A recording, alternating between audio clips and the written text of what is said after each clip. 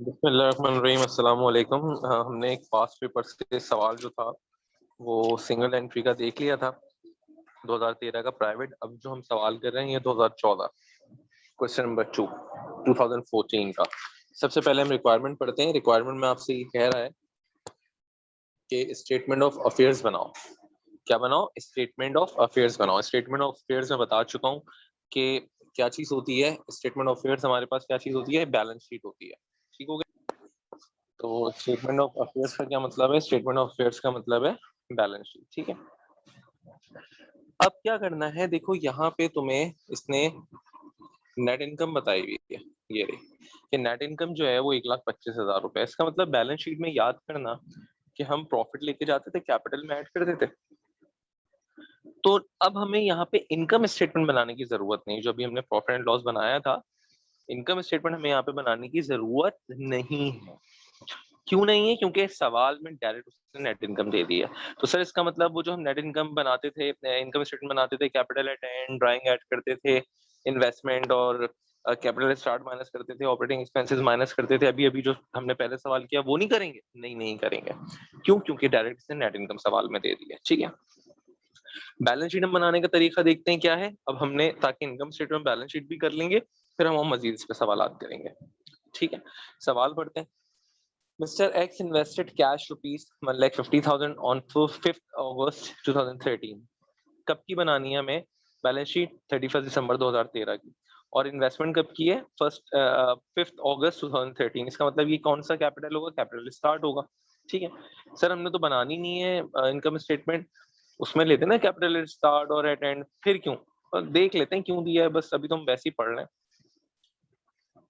उसके बाद कहता है कि जो एसेट्स की पोजीशन है वो ये है, यानी कि साल के आखिर में 31 दिसंबर 2013 को जो एंड पोजीशन है वो ये है। इसका मतलब सर ये कैपिटल एट एंड है। यस, कैश इतना है, सप्लाईज इतनी है, इन्वेंट्री इतनी है, फर्नीचर इतना है, पेबल टू सप्लायर इतना है, लायबिलिटी इतनी है, यानी कि रिसीवेबल फ्रॉम कस्टमर इतना है। ठीक है, इसका मतलब यहाँ से हम कैपिटल एट एंड निकाल सकते हैं। ठीक है, फिर सवाल में अगर पढ़ो तो एडिशनल इन्वेस्टमेंट दी हुई है 5,000 पर मंथ फॉर 4 मंथ। भाई अगस्त में बिजनेस शुरू हुआ है ना, तो अगस्त सितंबर, इसने सितंबर अक्टूबर नवंबर दिसंबर, पहले हमने 5 महीने वैसे हमें हुए बिजनेस शुरू किए हुए, लेकिन ये 4 महीने कहता है एडिशनल इन्वेस्टमेंट की है, हर महीने 5,000। तो टोटल एडिशनल इन्वेस्टमेंट कितनी है? 20,000। ठीक। Mister X withdraw some merchandise cost 15,000 for his home use, यानी पर्सनल यूज के लिए ड्राइंग कितनी है? 15,000। इसका मतलब कि अगर हम यहाँ नेट इनकम नहीं गिवन होती तो नेट प्रॉफिट हम खुद निकाल रहे होते। ठीक है, कैसे निकाल रहे होते? Capital eight and plus drawing minus additional investment और माइनस कैपिटल एट स्टार्ट, हम नेट प्रॉफिट निकाल लेते। लेकिन अब इसने नेट प्रॉफिट दिया हुआ है तो हमें निकालने की जरूरत नहीं है। फिर ये इन्फॉर्मेशन सब क्यों दी है बताते हैं। आगे देखो, डेप्रिसिएशन ऑन फर्नीचर दिया 15,000। इसका मतलब 15,000 जो है, प्रैक्टिस अपनी यही रखना, चाहे तुम्हें इनकम स्टेटमेंट बनाने को दिया है चाहे बैलेंस शीट बनाने को दिया, प्रैक्टिस यही रखना कि डेप्रिसिएशन फर्नीचर दिया है, एक लाइन लेके जाना है इस पे। अपने पास प्रैक्टिस यही रखना कि एक लाइन तुम यहाँ लेके ऐसे जाना कि सर ये जाएगी इनकम स्टेटमेंट में और 15,000 जाएंगे बैलेंस शीट में। पेंसिल से यहाँ छोटा छोटा अपने पास लिख लेना, प्रैक्टिस यही रखना। ठीक है, 15,000 कहाँ जाएंगे? यहाँ जाएंगे। ठीक हो गया। अब इनकम स्टेटमेंट हमें दी हुई है और बैलेंस शीट बनाते हैं। Mister X balance sheet as on December 31 2013। Current asset लेते हैं सबसे पहले। करंट एसेट कौन से लेंगे? सर ये जो जितना भी इंफॉर्मेशन हमें दी हुई है, जितनी भी इंफॉर्मेशन हमें यहाँ पे दी हुई है साल के आखिर की, यहाँ से हम डेटा उठा के लेते रहेंगे। कहाँ पे? बैलेंस शीट में। याद है इनकम स्टेटमेंट में हम क्या करते थे? डेटा लेते थे, फिर ऑपरेटिंग एक्सपेंस में जो हम एडजस्टिंग एंट्री बनाते थे या जो एडिशनल इन्फॉर्मेशन होती थी उसको यूज करते थे। यहाँ भी ऐसे ही करेंगे, ऊपर का डेटा लेने के बाद एडिशनल इन्फॉर्मेशन यूज करेंगे। सिंपल क्वेश्चन है बहुत। अब सबसे पहले कैश 1,80,000 दिया हुआ है, ये देखो कैश 1,80,000 यहाँ दिया हुआ है, यहाँ पे भी कैश 1,80,000 लिया। ऑफिस सप्लाईज 30,000 की दी हुई है, यहाँ पर भी ऑफिस सप्लाईज 30,000 की ले ली। मर्चेंडाइज 50 की ली हुई है, मर्चेंडाइज 50 की ले ली। ठीक है, फर्नीचर 85 का दिया हुआ है।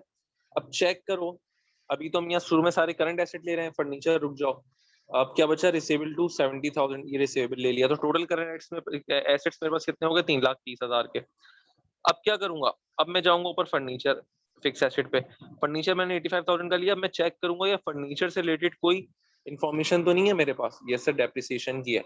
तो क्या करूंगा मैं, 85 में से 15,000 अलाउंस फॉर डेप्रिसिएशन माइनस करूंगा, तो मेरे पास 70,000 रुपए का फिक्स एसेट बच गया।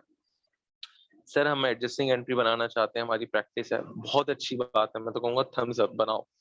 तो आप क्या करोगे, जब फर्नीचर ऊपर देख लोगे, देखोगे कोई एडजस्टिंग एंट्री है related, yes sir accumulated depreciation है 15,000 का, तो वो माइनस कर दोगे, माइनस कर दिया, टोटल तुम्हारे पास 4 लाख की एसेट साइड आ गई। ठीक है, अब लायबिलिटी साइड है, ऊपर देखो तो गिवन है डेटा में तुम्हारे पास लायबिलिटीज है, ये रही 1,20,000 की पेबल टू सप्लायर, तो 1,20,000 की तुमने यहाँ पे लायबिलिटीज ले ली।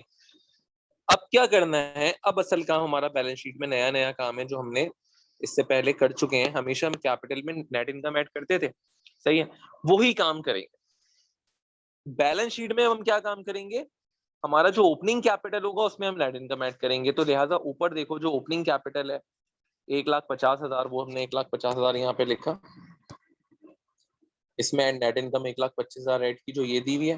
प्रॉफिट ऐड करते हैं ना, एडिशनल इन्वेस्टमेंट को हम यहाँ पे ऐड करेंगे क्योंकि बिजनेस में पैसा आया है, लिहाजा इसको भी ऐड किया। और फिर जो ड्राइंग निकाली गई थी 15,000 की, उनको माइनस किया, तो टोटल ओनर इक्विटी 2,80,000 आ गई। याद रखना, कैपिटल में जो इनकम स्टेटमेंट जो प्रॉफिट हम निकालते हैं उसमें कैपिटल एट एंड लेते हैं, ड्राइंग को प्लस करते हैं, एडिशनल इन्वेस्टमेंट और कैपिटल एट स्टार्ट को माइनस करते हैं। यहाँ वहां हम इसलिए करते हैं क्योंकि हम वापस जाके उसका प्रॉफिट निकालते हैं उल्टा चल के, कहते हैं भाई आपके इतना पैसा बचा हुआ है, अच्छा कितने पैसे निकाले थे, इतने निकाले थे, इसको ऐड बैक करो, पहले कितना पैसा लगाया था, इतना लगाया था, इसमें आपको इतना प्रॉफिट है। वहां पे हम ये कैलकुलेशन करते हैं, लेकिन बैलेंस शीट की कैलकुलेशन को मिक्स नहीं कर देना इनकम स्टेटमेंट की कैलकुलेशन से। बैलेंस शीट में क्या होता है, एंडिंग अमाउंट चाहिए होती है, तो कैपिटल ओपनिंग में इतना था, इनकम आपको इस साल इतनी हुई, एडिशनल इन्वेस्टमेंट का मतलब बिजनेस से पैसा इतना आया, ड्राइंग आपने की तो बिजनेस से पैसा चला गया, तो टोटल ओनर इक्विटी 2,80,000 बची। दिमाग के किसी कोने में ये बात अच्छी तरह नोट कर लेना, तुम लोग फंसोगे अगर प्रैक्टिस नहीं करोगे, कि बैलेंस शीट में जो हम ओनर्स इक्विटी निकालते हैं उसकी वर्किंग चेंज है, उसके उलट है बिल्कुल जो इनकम स्टेटमेंट की वर्किंग है। इनकम स्टेटमेंट में capital eight and plus drawing minus additional investment minus capital eight start. Owners equity की बिल्कुल चेंज है, कैपिटल एट स्टार्ट जमा करो नेट इनकम, जमा करो एडिशनल इन्वेस्टमेंट, माइनस करो ड्राइंग। ठीक हो गया।